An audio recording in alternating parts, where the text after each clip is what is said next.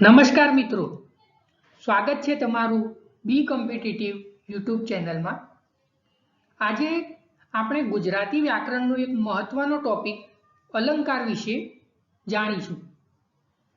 મિત્રો, અલંકાર એ એક એવો ટોપિક છે કે જે કોમ્પિટિટિવ એક્ઝામમાં તેમાંથી 1, 2 કે 3 પ્રશ્નો વારંવાર એમાંથી પૂછાતા જ હોય છે કે કોઈ વાક્ય આપેલું હોય ને તેમાંથી પૂછવામાં આવેલું હોય છે કે આ કયો અલંકાર છે ઓળખાવો, અથવા તો આ અલંકાર માટે કયો શબ્દ પ્રયોજાયેલો છે તે ઓળખાવો, અથવા તો જોડકા જોડો, એ પ્રમાણેના પ્રશ્નો પૂછાય છે।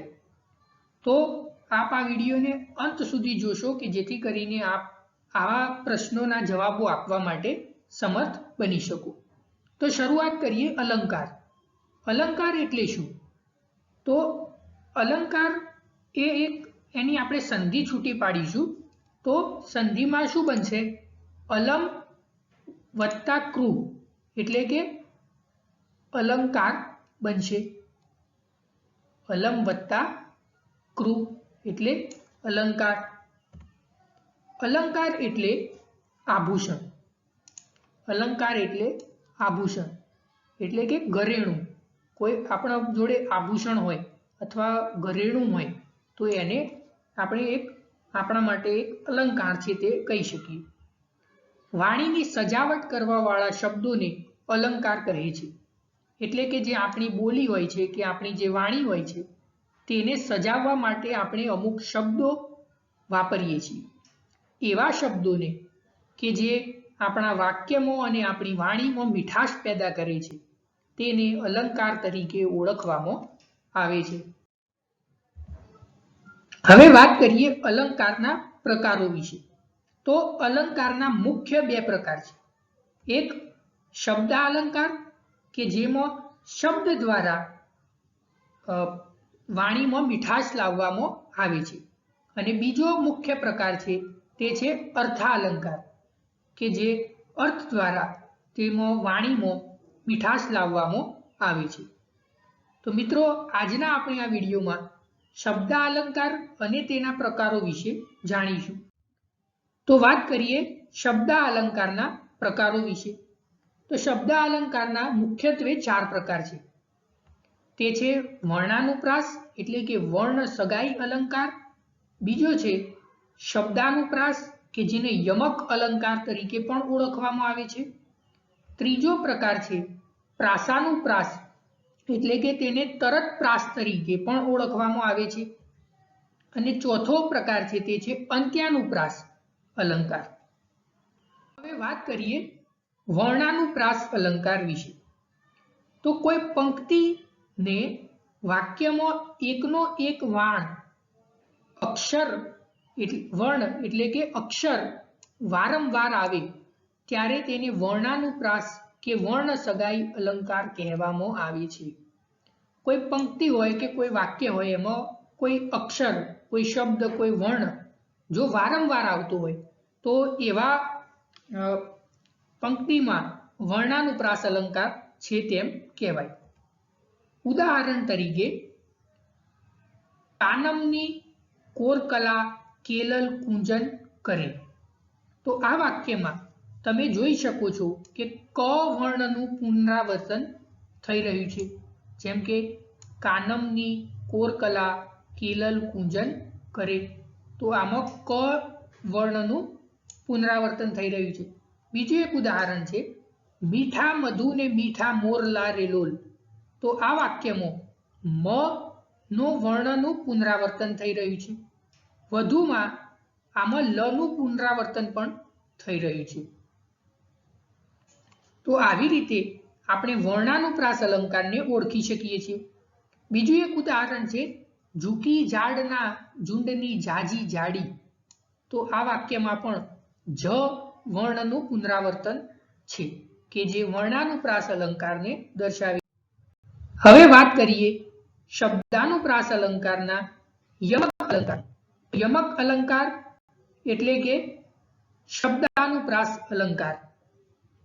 કોઈ પંક્તિમાં કે કોઈ વાક્યમાં જો શબ્દોનું પુનરાવર્તન થતું હોય કે જે સરખા તાલવાળા હોય એવા શબ્દોનું પુનરાવર્તન થતું હોય તો તેને શબ્દાનુપ્રાસ એટલે કે યમક અલંકાર તરીકે પણ ઓળખવામાં આવે છે. યમક અલંકારમાં શબ્દો કે શબ્દ સમૂહનું પુનરાવર્તન આવે તેના જુદા જુદા અર્થ થાય કે ન પણ થાય.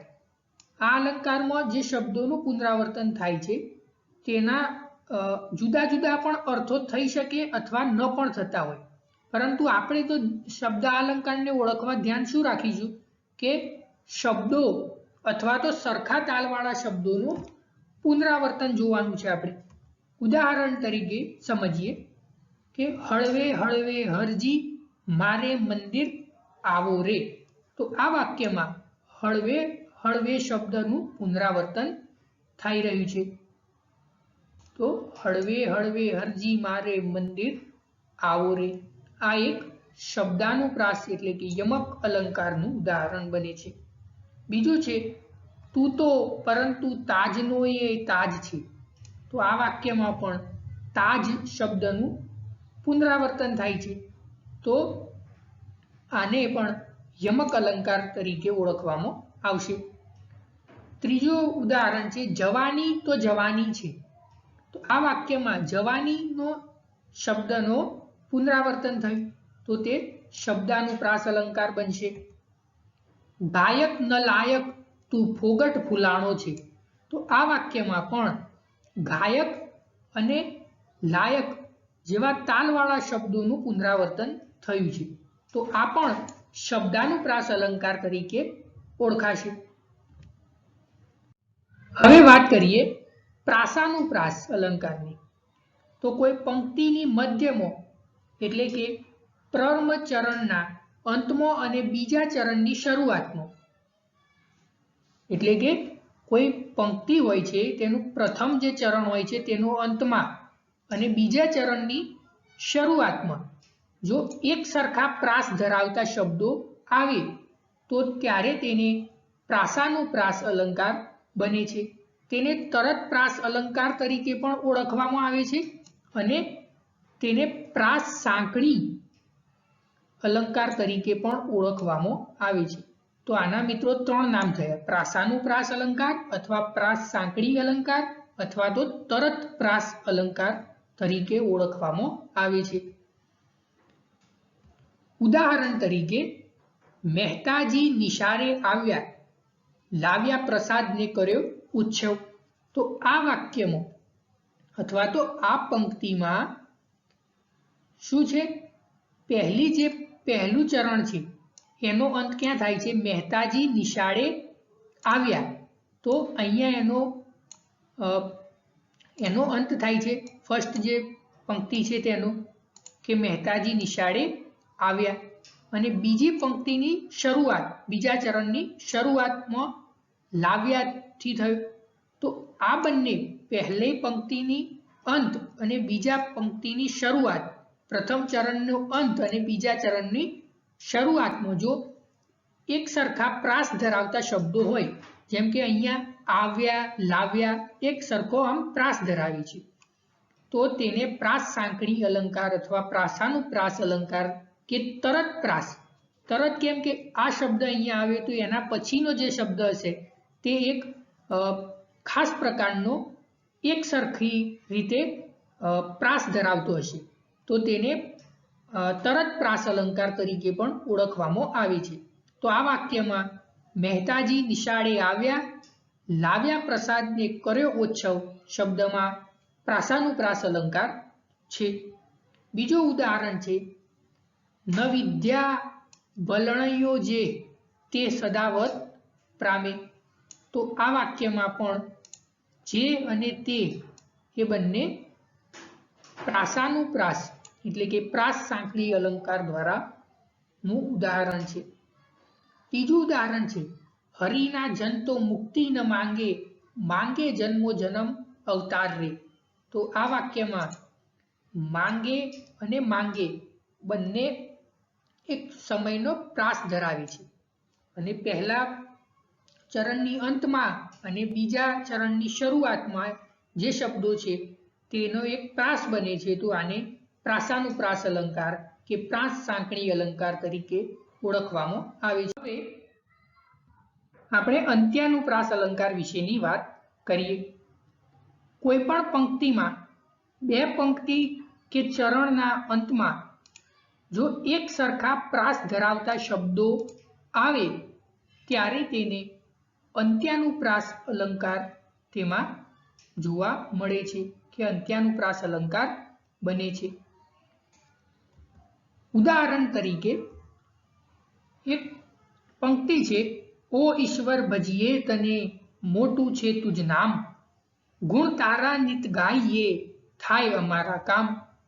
તો આ બે પંક્તિમાં અથવા તો આ બે ચરણમાં જે ચરણનો અંતિમ ભાગ છે તેના જે શબ્દો પ્રાસ ધરાવતા હોય તો તેને અંત્યાનુપ્રાસ અલંકાર કહેવાય છે। જેમ કે પહેલી પંક્તિ છે, ઓ ઈશ્વર ભજીએ તને મોટું છે તુજ નામ, તો આમાં પહેલી પંક્તિમાં નામ અને ગુણ તારા નિત ગાઈએ થાય અમારા કામ, તો બીજી પંક્તિમાં કામ। તો નામ અને કામ એક પ્રકારનો પ્રાસ ધરાવે છે, તો આ પંક્તિને અંત્યાનુપ્રાસ અલંકારનું ઉદાહરણ છે તેમ કહી શકાય। બીજું છે, કલ્પવૃક્ષ જો કેરી ખાય તેનો ચોર ન પેદા થાય। તો આ વાક્યમાં પ્રથમ જે પંક્તિનું ચરણ છે તે જો કલ્પવૃક્ષ જો કેરી ખાય તો ખાય તેનો ચોર ન પેદા થાય, તો બંને ચરણના અંતમાં જે શબ્દો છે તે ખાય અને થાય એક પ્રકારનો પ્રાસ ધરાવે છે, તો તે અંત્યાનુપ્રાસ અલંકારનો ઉદાહરણ બને છે। પાને પાને પોઢી રાત તળાવ જંપ્યું કહેતા વાત, તો આ વાક્યમાં પણ રાત અને વાત એ બંને પંક્તિના બંને ચરણના અંતમાં એક શબ્દો જે છે તે પ્રાસ ધરાવે છે, તો તેને અંત્યાનુપ્રાસ અલંકાર કહેવામાં આવે છે। તો આવી રીતે શબ્દાનુપ્રાસ અલંકારને આપણે સરળતાથી ઓળખી શકીએ છીએ। તો મિત્રો, આજ સાથે આશા રાખું કે અલંકારનો એક મહત્વનો ટોપિકમાં આપને જે શબ્દાનુપ્રાસ અલંકાર છે તેના વિશે આપને સંપૂર્ણ ખબર પડી ગઈ હશે। Thank you so much.